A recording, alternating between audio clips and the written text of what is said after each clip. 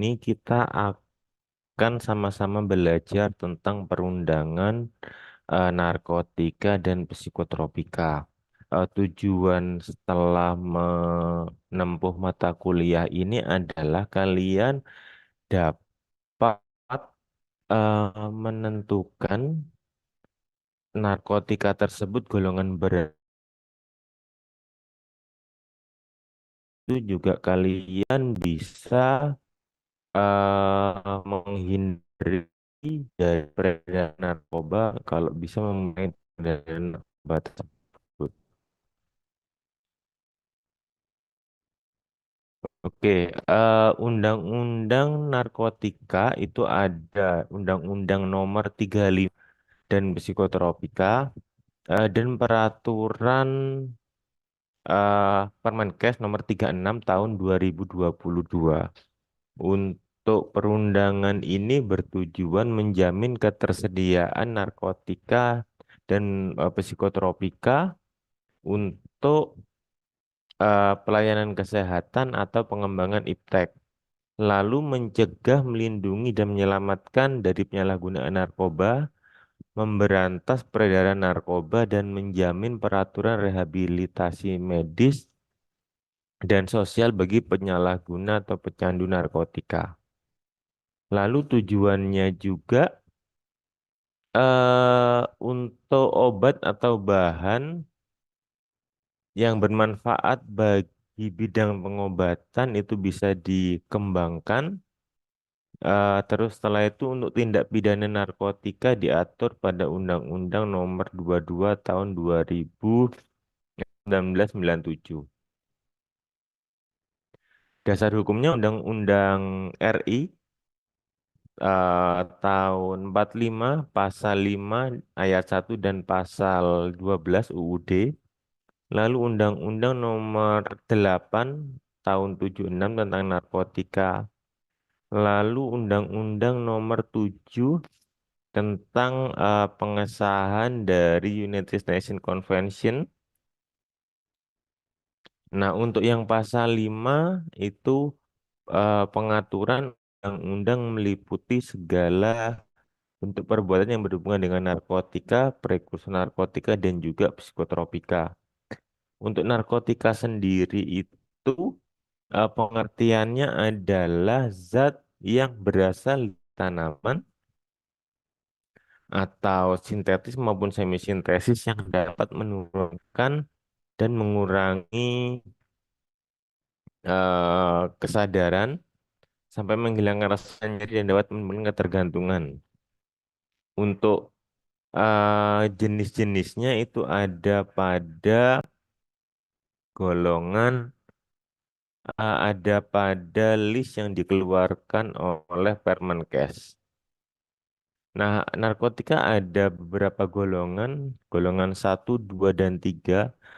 Kalau golongan satu itu hanya bisa dipergunakan untuk eh golongan satu di sini, golongan satu itu digunakan untuk pengetahuan, tidak dipergunakan untuk kondisi eh pasien karena memiliki potensi yang sangat tinggi dan mengakibatkan ketergantungan. Contohnya papaver somniferum, opium mentah, dan sebagainya. Lalu untuk golongan 2 berhasiat, tetapi merupakan pilihan terakhir terapi yang digunakan. Dapat juga menimbulkan, dapat digunakan untuk pengembangan ilmu pengetahuan dan potensi tinggi mengakibatkan ketergantungan. Contohnya fentanyl.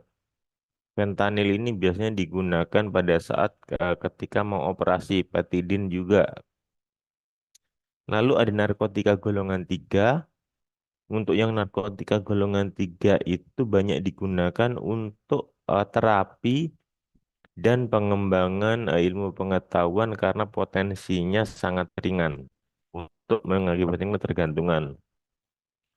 Contohnya ada kodein, ada campuran opium, ada campuran devanoxin, devanoxilat, dan bahan-bahan bukan narkoba. Untuk penggolongan narkotika itu ada tiga golongan ini. Lalu untuk di sini untuk peraturannya, penggolongan narkotika itu diatur pada Permenkes nomor 36 tahun 2022. Nah, ini adalah peraturan Permenkes yang baru yang mengatur penggolongan narkotika. Untuk penggolongan pengguna narkotika itu boleh digunakan eh untuk kepentingan pelayanan kesehatan dan pengembangan ilmu pengetahuan. Ini warningnya untuk golongan satu dilarang digunakan untuk kepentingan pelayanan kesehatan. Dalam jumlah terbatas, golongan satu itu bisa digunakan untuk pengembangan ilmu pengetahuan sebagai reagensia atau untuk reagensia diagnostik. Dan di sini harus mendapatkan persetujuan menteri atas rekomendasi dari Kepala BPOM. Jadi persetujuannya untuk narkotika golongan satu itu apabila ada penelitian yang menggunakan narkotika golongan satu harus menggunakan persetujuannya menteri dengan rekomendasi dari BPOM. Lalu untuk rencana kebutuhan tahunan, Kementerian menjamin ketersediaan narkotika untuk kepentingan pelayanan dan keperluan rencana ketersediaan narkotika disusun secara tahunan. Untuk produksi narkotika, untuk narkotika golongan satu itu dilarang diproduksi terbatas untuk kepentingan pengetahuan. Lalu BPOM itu melakukan pengawasan bahan baku proses produksi hasil akhir dari narkotika yang diatur oleh Menkes. Lalu kalau misalkan kalian punya nanti pada saat membuka praktek kalau ada penyimpanan narkoba dan pelaporannya itu ada di pasal 14. Narkotika yang berada dalam pengawasan industri, pedagang besar, dan sarana penyimpanan dan di rumah sakit harus disimpan secara khusus. Untuk penyimpanannya itu menggunakan bahan yang dia tidak mudah dipindahkan. Lalu setelah itu syarat selanjutnya adalah berkunci ganda atau berpintu dua. Pintu dua itu banyak tafsirnya. Yang pertama itu ada seperti di lab, jadi kalian buka eh, pintunya lalu dalamnya ada pintu lagi, atau antara stok dengan stok gudang dengan yang digunakan di pelayanan itu eh, dibedakan. Jadi eh, berkunci menggunakan kunci double. Lalu untuk industri farmasi wajib membuat laporan. Laporannya ini secara berkala nanti dimasukkan di namanya SIP program SIPNAP. Walaupun nanti kalian apabila memiliki apotek tapi tidak memiliki sediaan narkotika wajib melakukan pelaporan SIPNAP tersebut. Yang boleh melakukan import adalah PT Kimia Farma untuk eh, importernya dan yang memproduksi hanyalah PT Kimia Farma. Untuk import, persetujuan import setiap kali melakukan import narkotika, jadi harus menteri yang menyetujui. Terus untuk import narkotika tersebut diaudit oleh BPOM Dan surat persetujuan narkotika golongan satu diberikan hanya untuk pengembangan ilmu pengetahuan dan teknologi. Untuk izin khusus ada di pasal 18. Menteri bisa memberikan eh, perizinan pada PBF memiliki izin ekspor dan melaksanakan ekspor narkotika ini untuk keadaan khusus. Terus dalam keadaan tertentu, Menteri juga bisa memberi izin kepada eh, perusahaan milik negara atau BUMN sebagaimana pada ayat 1 untuk sebagai eksportir narkoba dan melaksanakan sesuai dengan Undang-Undang Narkotika. Untuk persetujuan ekspor pada pasal 19, ekspor narkotika tersebut harus memiliki surat persetujuan dari menteri. Untuk pasal 19 ayat 2, untuk memperoleh persetujuan ekspor pemohon harus melampirkan surat dari negara pengimpor. Nah, lalu pasal 20, apabila kita ingin mengekspor narkotika, harus persetujuan pemerintah dan negara pengekspor tersebut. Dan tujuannya dinyatakan dalam dokumen tersebut. Untuk impor dan ekspor narkotika hanya dilakukan melalui kawasan pabean tertentu yang dibuka untuk perdagangan luar negeri. Lalu untuk proses pengangkutannya, setiap pengangkutan impor narkotika wajib dilengkapi dokumen atau surat persetujuan ekspor narkotika yang sesuai dengan perundangan. Lalu setiap pengangkutan ekspor dari narkoba wajib dilengkapi dengan surat persetujuan ekspor narkotika yang dikeluarkan oleh menteri dan persetujuannya tersebut harus sesuai dengan perundangan. Lalu ada transito.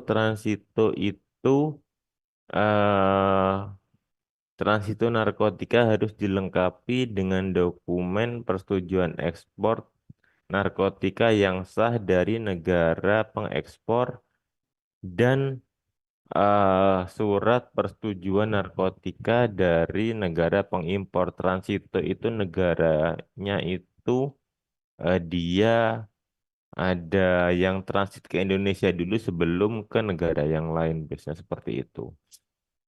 Nah, untuk dokumen dan surat persetujuan ekspor narkotika, untuk yang transito tadi, dari pemerintah bersetujuan atas persetujuan impor narkotika yang dalam dokumen tersebut ada nama, alamat pengekspor narkotika, jenis bentuk jumlah narkotika, negara tujuan ekspor narkotika tersebut. Di pasal 30 dijelaskan bahwa setiap terjadi perubahan negara tujuan ekspor narkotika pada transito narkotika dapat dilakukan setelah mendapat persetujuan dari pemerintah negara pengekspor narkotika, pemerintah negara pengimpor narkotika, dan pemerintah negara dengan tujuan ekspor narkotika. Untuk narkotik pengemasan kembali pada narkotika transito hanya dapat dilakukan terhadap kemasan asli narkotika tersebut yang mengalami kerusakan dan harus dilakukan di pengawasan Bea Cukai dan BPOM. Nah, ini peredaran narkotika. Peredaran narkotika dibahas pada pasal 35. Setiap kegiatan atau serangkaian yang kegiatan melalui penyerahan narkotika baik dalam rangka perdagangan maupun bukan perdagangan, pemindah tanganan untuk kepentingan kesehatan, untuk pengembangan ilmu pengetahuan dan teknologi. Jadi pada narkotika itu ada yang legal, ada yang ilegal. Kalau yang legal itu bisa dilakukan eh karena kepentingan pelayanan kesehatan dan pengembangan ilmu pengetahuan. Untuk narkotika dengan bentuk obat jadi hanya dapat mendapat izin edar dari menteri. Untuk narkotika yang mendapatkan izin edar dari menteri selalu melalui pendaftaran dari BPOM. Setiap peredaran narkotika wajib dilengkapi dengan dokumen yang sah, biasanya ada resep dan kopi resepnya. Untuk penyaluran narkotika itu bisa dilakukan di industri farmasi, PBF, dan sarana yang sesuai dengan perundangan. Untuk industri farmasi dan PBF, dan sarana penyimpanan wajib memiliki izin khusus dari menteri. Untuk industri farmasi itu hanya dapat melakukan penyaluran kepada PBF, apotek, sarana penyimpanan sedia informasi pemerintah, ini GFK, dan rumah sakit tertentu. Untuk PBF itu bisa memberikan narkotika pada PBF tertentu lainnya, ini biasanya dengan subdis, apotek, sarana penyimpanan pemerintah, rumah sakit, lembaga ilmu pengetahuan, dan pusat kesehatan masyarakat biasanya untuk lembaga-lembaga yang dia klinik rehabilitasi narkoba. Untuk sarana itu, untuk sarana penyimpanan dari pemerintah, biasanya GFK, itu bisa memberikan narkotik kepada rumah sakit, puskesmas, dan balai pengobatan pemerintah. Untuk narkotika golongan satu di sini disalurkan oleh PBF untuk kepentingan pengembangan ilmu pengetahuan. Nah, untuk penyerahannya narkotika itu bisa dilakukan di apotek, rumah sakit, pusat kesehatan masyarakat, balai pengobatan, dan dokter. Nah, di sini untuk apotek itu bisa memberikan penyerahan kepada rumah sakit biasanya kalau UP nempel, kode I-nya habis, apotek lainnya pusat kesehatan masyarakat, terus balai pengobatan dokter dan pasien otomatis dengan perundangan yang berlaku. Biasanya untuk administrasinya itu menggunakan resep dan juga harus dilaporkan setiap eh, keluar masuknya narkotika. Jadi ada buku untuk tentang narkotika dan ada laporan Sipnap. Untuk rumah sakit dan balai pengobatan itu hanya bisa menyerahkan pasien yang ada resep dokternya.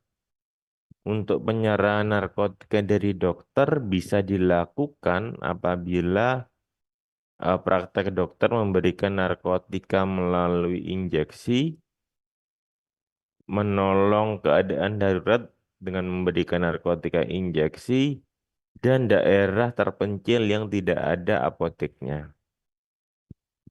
Untuk narkotika dalam bentuk suntikan dengan jumlah tertentu diserahkan oleh dokter hanya dapat diperoleh di apotek. Nah, untuk selanjutnya ada prekursor. Prekursor itu adalah senyawa atau bahan kimia yang digunakan untuk sintesis narkotika. Untuk prekursor ada pada pasal 48, tujuannya itu untuk melindungi dari narkotika dan penyalahgunaannya, lalu untuk mencegah dan memberantas peredaran narkotika dan mencegah kebocoran atau penyimpanan prekursor. Ini jenis-jenis prekursor, ada asam asetat anhidrat, ada N-asetil alasid, ada efedrin dan sebagainya. Ini besok kita bahas lagi untuk prekursor. Lalu setelah itu untuk impor prekursor, untuk ketentuan ekspor impor narkotika diatur dalam PP. Nah, selanjutnya adalah tentang pengobatan dan rehabilitasi. Untuk kepentingan pengobatan medis yang bisa digunakan adalah golongan 2 dan golongan 3. Pasien dapat memiliki, menyimpan atau membawa narkotikanya untuk diri sendiri. Pasien harus memiliki bukti yang sah bahwa narkotika tersebut yang dimiliki dan disimpan dan dibawa digunakan diperoleh secara sah sesuai dengan perundangan. Nah, biasanya untuk pasien tersebut, kalau misalkan di apotek itu kita beri kopi resep. Kopi resepnya kita tulis lengkap. Lalu untuk pecandu narkotika dan korban penyalahgunaan wajib menjalani rehabilitasi medis dan sosial. Untuk orang tuanya dari pecandu narkoba yang belum cukup umur wajib melaporkan kepada eh, pusat kesehatan masyarakat, rumah sakit, atau lembaga rehabilitasi medis. Untuk pecandu narkotika yang cukup umur wajib melaporkan diri oleh atau dilaporkan oleh keluarganya di pusat kesehatan masyarakat, rehabilitasi rumah sakit. Untuk rehabilitasi medis digunakan untuk dilakukan di rumah sakit yang ditunjuk oleh menteri. Untuk lembaga rehabilitasi itu diselenggarakan oleh instansi pemerintah atau masyarakat dan dapat melakukan rehabilitasi medis. Selain untuk mengobati dari pecandu, rehabilitasi narkotika itu bisa diselenggarakan oleh pendekatan keagamaan atau cara-cara tradisional. Nanti rehabilitasi sosial pecandu narkotika itu bisa diselenggarakan oleh instansi pemerintah maupun masyarakat. Nah, pembinaannya itu meliputi memenuhi ketersediaan narkotika untuk pengembangan iptek, mencegah penyalahgunaan narkotika, mencegah generasi muda dari penyalahgunaan narkotika, mendorong dan menunjang penelitian eh, di bidang narkotika untuk kepentingan pelayanan kesehatan dan meningkatkan kemampuan rehabilitasi untuk menyelenggarakan untuk kemampuannya bagi pecandu narkotika. Lalu yang perlu diawasi itu yang pertama narkotika prekursor untuk pengembangan ilmu pengetahuan dan teknologi, alat-alat yang potensial digunakan untuk narkotika dan psikotropika, lalu evaluasi keamanan dan khasiat sebelum diedarkan, ada produksi, ekspor, impor, peredaran, pelabelan informasi, dan penelitian pengembangan ilmu pengetahuan dan teknologi. Lalu untuk pencegahan dan pemberantasannya ada dikenal dengan istilah peredaran gelap narkotika atau P4GN yang di Indonesia ditangani oleh BNN. Nah, BNN itu tujuannya eh, untuk mempunyai tugas dan tanggung jawab untuk dan fungsi koordinasi operasional dalam pengelolaan narkotika, prekursor, pencegahan, pemberantasan, dan penyalahgunaan peredaran gelap narkotika. Untuk pemusnahan narkotika harus memiliki ini kalau misalkan nanti di apotek ada narkotika yang expired,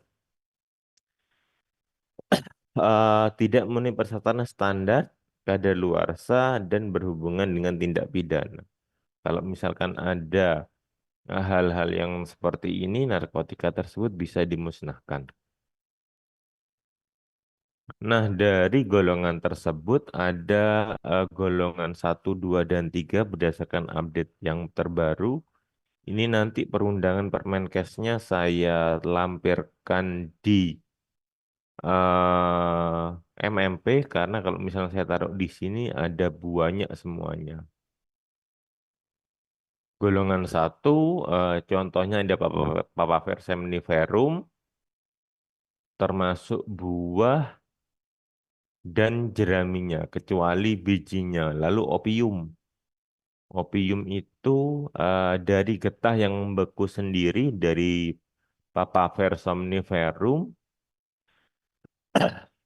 Lalu ada opium, candu masak, elektrosilon koka, dan sebagainya. Lalu untuk golongan dua itu ada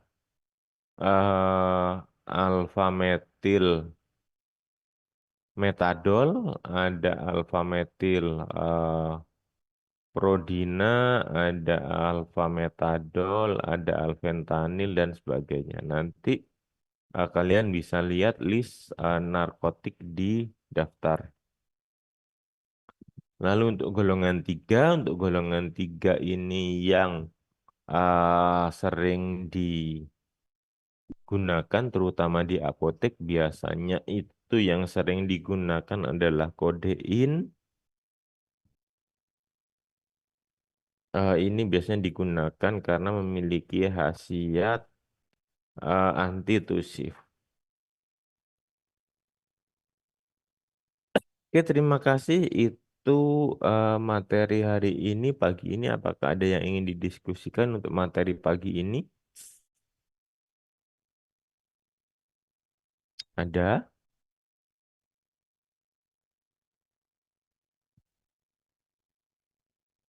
Halo? Sepertinya belum ada, Bapak. Oke, kalau belum ada, nanti minggu depan UTS ya. UTS saya di MMP. Soalnya mungkin nggak banyak, hanya 20 saja. Kan sekarang lagi puasa. Nanti soalnya tetap pilihan ganda, kalian bisa memilih jawabannya kalau nggak A, B, C, D, ya E. Oke, itu dari saya. Terima kasih atas perhatiannya. Saya tutup pertemuan pagi ini.